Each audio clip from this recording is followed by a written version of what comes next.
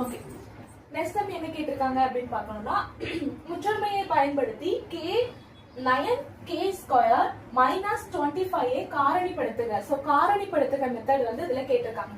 So அப்ப 9 பார்த்தோன்னே நமக்கு என்ன ஞாபகம் வரணும்? 9னா இதோட இது கியூப்னு பார்க்கணும். ஸோ 3² அப்படிங்கிறதா நமக்கு 9 அப்படின்னு ஆல்ரெடி நம்ம பார்த்துருக்கோம். அப்ப 3² தான் 9 அப்படின்னாக்க இந்த இடத்துல 3² ரீப்ளேஸ் பண்ணிக்கலாம்.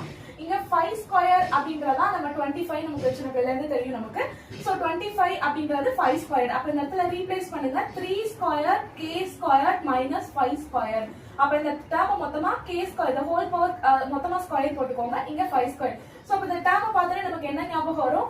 a² மைனஸ் b² அந்த ஃபார்மேட்ல இருக்கு. சோ ஃபார்மேட் போட்டோம் அப்படின்னாக்க a plus b minus a minus b இதான் ஃபார்மேட். சோ a ஓட வேல்யூ அப்படின்றப்போ 3k அப்படின்னு வரும். b ஓட வேல்யூ அப்படின்றப்போ 5 அப்படின்னு வரும். சோ இந்த இடத்துல இதை சப்ஸ்டிட்யூட் பண்ணோம் அப்படின்னாக்க ஆன்சர் வந்துடும். அப்ப 3k plus 5 3k minus 5. So இதுதான் இதோட ஆன்சர். சோ காரணிப்படுத்துக மெத்தட் எப்பவுமே ஒரு வேல்யூ கொடுத்திருந்தாங்கன்னா அதை ஷார்ட்ல எப்படி கொண்டு வரணும் அப்படின்னு பார்த்தா அந்த ஸ்கொயர்ல எப்படி கொண்டு வரணும்ன்றத பார்த்துட்டு அதை இதை சப்ஸ்டிட்யூட் பண்ணோம் அப்படின்னாக்க காரணிப்படுத்துக ரொம்ப ஈஸி. ஃபார்முலா ஃபுல்லா தெரிஞ்சு வச்சுக்கிட்டோம் அப்படின்னாக்க இந்த சம் ஈஸியா சால்வ் பண்ணிக்க முடியும். தேங்க்யூ.